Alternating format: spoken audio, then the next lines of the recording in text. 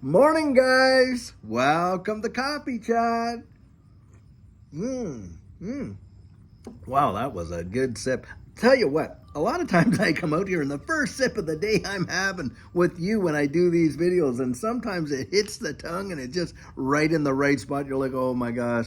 It's almost like, and come on, let's be honest, that the body is sitting there craving for that coffee and stuff like that. I'm sure there's some addictive properties to it, to be sure. mm. But hey, like I say, we all have holes and we all have cheese. And if my addiction is a cup of coffee, then I guess that's what it is. Guys, I'll tell you what.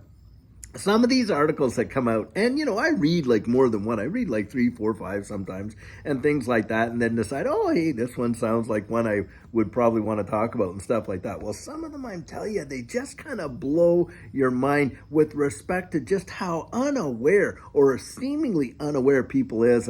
And this particular one I was reading, in fact, I have a couple I want to talk about today, but the first one is the CEO or the head of, the Olive Garden and all those, restaurants in that chain. Anyway, this guy's coming out and he's talking about, hey, oh, well, it looks like a lot of people are, we're seeing a big decline in our fine dining. Now, hey, I don't know all the brands underneath their moniker, but I'll tell you what, Olive Garden to me is not fine dining. Now it's nice, and I go there. I have gone there to be sure, but it's not like what I would classify as fine dining. But needless to say, what he's pointing out, it seems to be the absolute obvious what's going on. And the deal is this, is that a lot of people are not going out to restaurants as much as what they did in the past. Well, we know that. And why do we know that? Well, we're dealing with a situation where most people don't have that kind of expendable cash to just throw around. And that's where, when they say, oh, the economy's recovering. Well, does it feel like it's recovering to you? Does it feel like in the rank and file that it's a little bit easier than it was just a few months back or that it was a year ago? Absolutely no way. It feels like it's a heck of a lot harder, to be honest, I'll tell you. And so here you got, these big time executives. It just seems like, what, you're just cluing in just now? I mean, it took you all these many months to come out and say that? I'll tell you what, most times when I was, young and stuff like that, I ended up, before I even started with the government, I was in retail and I would manage, retail shoe stores and stuff like that.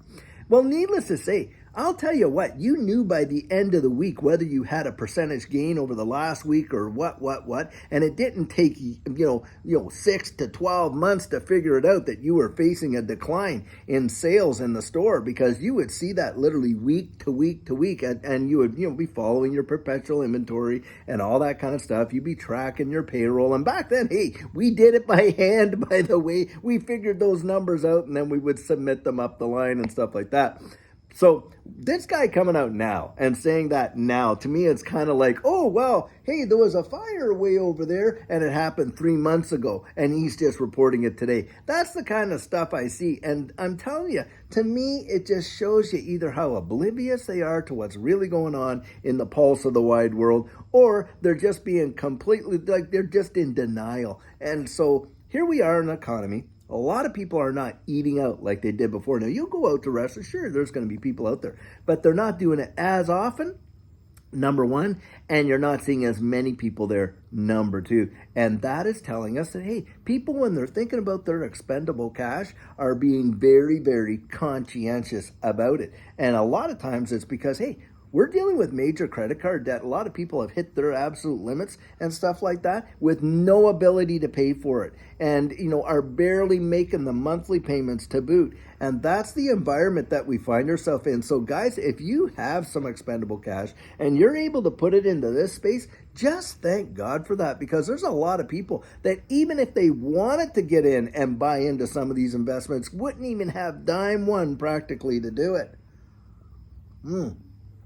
And that's where I come out and I talk about the no account. You guys have heard me say this. Whenever you say no to, like this, going out to eat, no to your extra third, fourth Starbucks or whatever, no to this and that. Hey, you set that money aside that you were going to pay onto that, and you think about putting it in to these investments. I'll tell you what, Sometimes you think, well, what difference is it going to make? It's only 20, 30 bucks, 50 bucks. What difference does it make? You kidding me? 50 bucks right now will buy you like 100 XRP. And hey, how many XDC? And on and on and on. You think about that and you look at some of the appreciated values. I remember I was buying Cardano at 3 and 4 cents and it felt like we were only getting in a little bit. And I kid you not, Cardano turned out to be one of the absolute biggest performers that I had.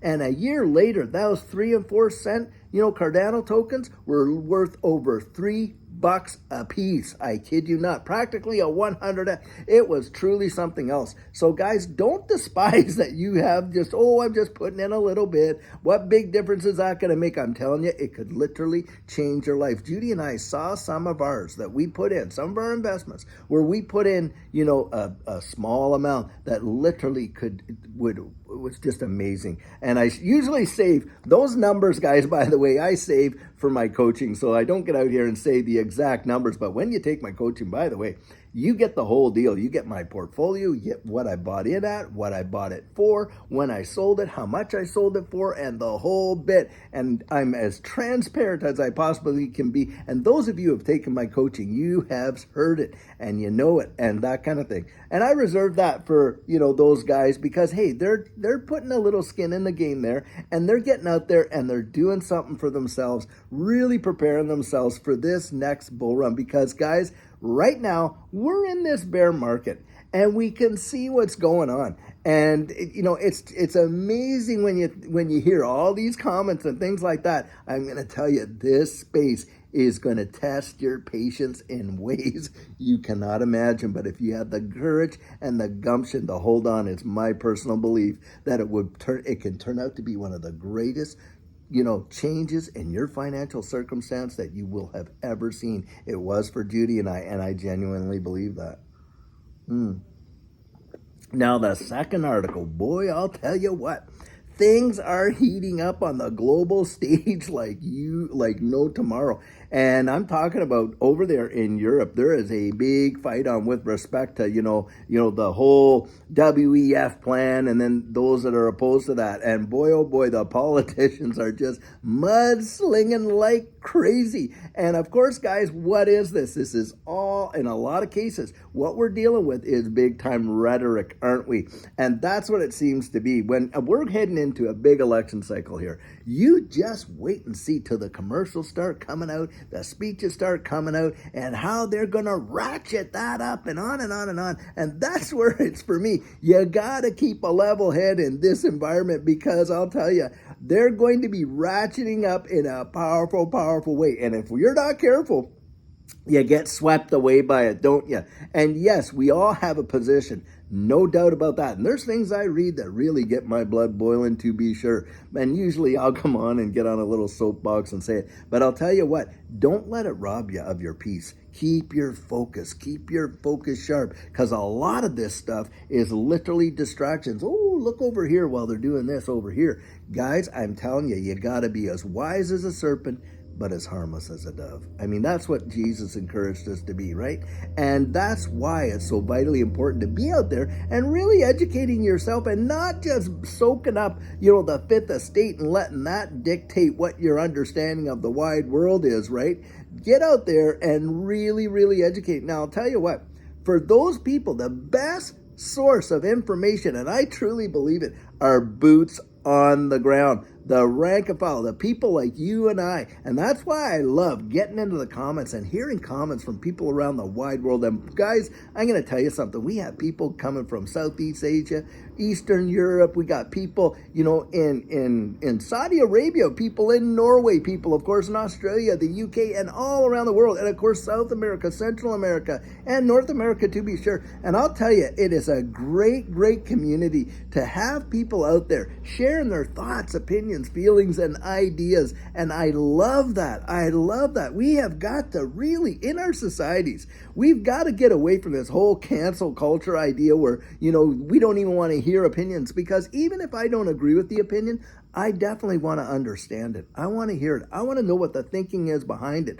What's their apologetic, what they believe and why they believe it. Because I'll tell you guys, that is what genuine debate is all about. And boy, have they vilified people, when it comes to just sharing a point of view these days. It's crazy. They stop arguing over the issue and they start tearing down one another. And that's where I think, look, that is not debate. That is just utter attack on both sides. And it doesn't matter. I don't have to agree with the person's opinion, but I'm not going to waste my time trying to rip them to shreds because they hold it. I would rather encourage them to explain it. Help me to understand why you believe that. What brought you to that conclusion? How do you feel about it now? What other factors have you considered and that type of stuff?